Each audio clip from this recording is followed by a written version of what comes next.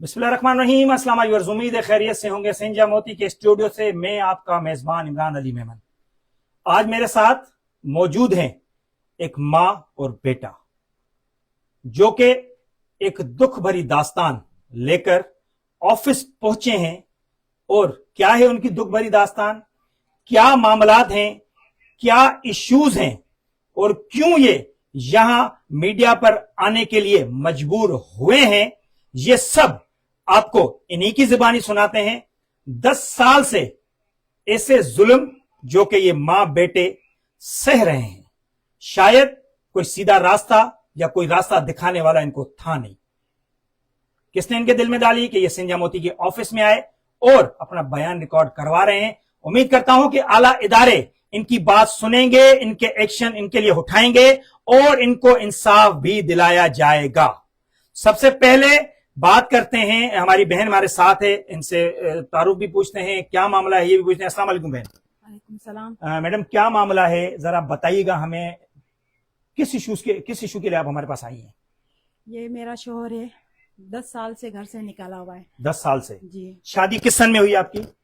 2009 में हुई। 2009 में। 2009 मतलब 11 तकरीबन 17 साल।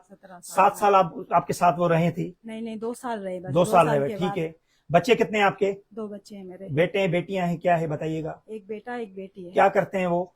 स्टूडेंट है, स्टूडेंट अभी पढ़ते हैं। कौन सी क्लास में बेटी पढ़ती है? बेटी 9th में, ठीक है। बेटा मैट्रिक। वो भी आपके पास ही हैं? जी मेरे पास। बेहतर। क्या हुआ है, नाम बताइएगा पहले हस्बैंड का आप अपने। इरशाद हुसैन गांगरो। इरशाद हुसैन गांगरो। जी। क्या करते हैं, कहाँ रहते हैं इस वक्त? निमरा में है। निमरा में क्या करते हैं? जैसे वो डॉक्टर के ऊपर इंचार्ज है। ठीक है, एडमिन में 17 ग्रेड के। ठीक है, ठीक है।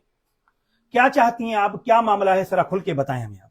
मैं चाहती हूँ हमें तहफ़्फ़ुज़ दें, घर दें और बच्चों का खर्चा देते नहीं है। और जाते हैं लेने तो मारता है, हमें गांव में आने नहीं देता। कौन सा गांव, कौन सा है? गांव घांगरा मोरी। घांगरा मोरी है? जी जी। नहीं तो आपने मतलब कोई कोर्ट वगैरह में केस भी दाखिल किया हुआ है, क्या मामला है, इस पे भी बताएं ना। और क्यों आपकी अलहदगी क्यों, थोड़ा सा इसके बारे में बताइए ना। अलहदगी इसने खुद ही की है, अपनी बहन की वजह से। उसको अच्छा। बिठा के बैठा है, उसकी 2 बेटियां हैं वो भी बिठा के बैठा है। मेरे भाई को भी दिन नहीं दे वट्टे रहा। सट्टे का मामला था? जी वट्टे सट्टे का मामला है। ठीक है। और मेरे भाई को जैसे उसकी बीवी से मिलने नहीं दे रहे, ना बच्चों से मिलने दे रहे हैं। अच्छा, वो बच्चे और भाई की बीवी चाहती हैं कि वो वापस आए? जी जी, वो ऐसा चाहती हैं जी, मगर उनको मिलने नहीं दिया जाता। आप क्या चाहती हैं? मैं चाहती हूँ कि सही हो जाए और अपना घर और बच्चे संभाले। कोई दूसरी शादी वगैरह की है क्या उसने? ये मुझे इल्म नहीं है। इल्म नहीं है नहीं आपके? जी। अच्छा, रिश्तेदार हैं, गैर हैं आपके? जी थोड़े मेरे फूफी का बेटा है ये। अच्छा, आपकी फूफी का बेटा है? जी, मामू का भी बेटा है। तो 2 रिश्ते हैं। बहन खानदान में बड़े होते हैं, बुजुर्ग होते हैं, क्या उन्होंने कभी मामला बनाने की कोशिश नहीं की? जी जी, सबने की है मामला बनाने की कोशिश, किसी की नहीं मानते हैं और सबको तड़ी देके भगा देते हैं। अभी कोर्ट में मामला चल रहा है, वहां पर भी हर वकील को पैसे देके खरीदता है और हमें धमकियां देता है। मतलब आपका कोई साथ नहीं दे रहा? नहीं, कोई साथ नहीं दे रहा। प्रोटेक्शन यूनिट हैं, women protection unit, child protection unit, सबके पास गए, सबके पास गए, कहीं से कोई मदद नहीं कहीं मिली? से कोई मदद नहीं मिली है। वकील भी चेंज किए बहुत सारे, वो भी पैसे आ गए।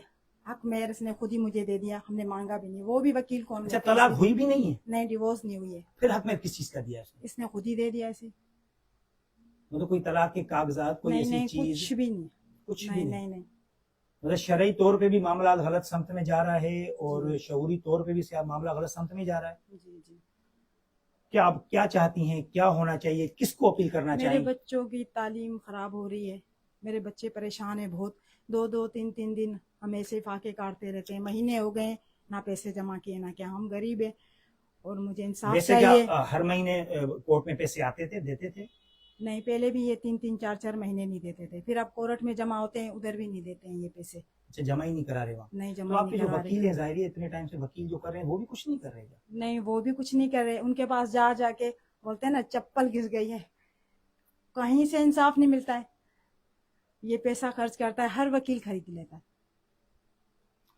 व्यस्त बातें आप सुन रहे हैं इनकी कि इतने सारे प्रोटेक्शन हाउसेस, इतने सारे मामला, लेकिन इंसाफ की कोई उम्मीद नहीं। इनके बेटे हैं मेरे साथ, हम उनसे भी बात करते हैं। अस्सलाम वालेकुम दोस्त। वालेकुम। क्या नाम है आपका? मेरा नाम शाहजेब। शाहजेब, क्या चाहते हो बेटा? बाबा से कभी बात वगैरह होती है? बाबा को समझाने की कोशिश की है बेटा? جی میں نے تو بہت سمجھانے کی کوشش کی. اور بڑے آپ ہیں بہن ہیں؟ میں بڑا ہوں. آپ بڑے ہیں, ٹھیک ہے. اور چھوٹی بہن بھی ہے. جب بھی ہم گاؤں جاتے ہیں تو ہمارے کو لاٹھی لے کر جو ہے گاؤں سے کہتا ہے باہر نکلو.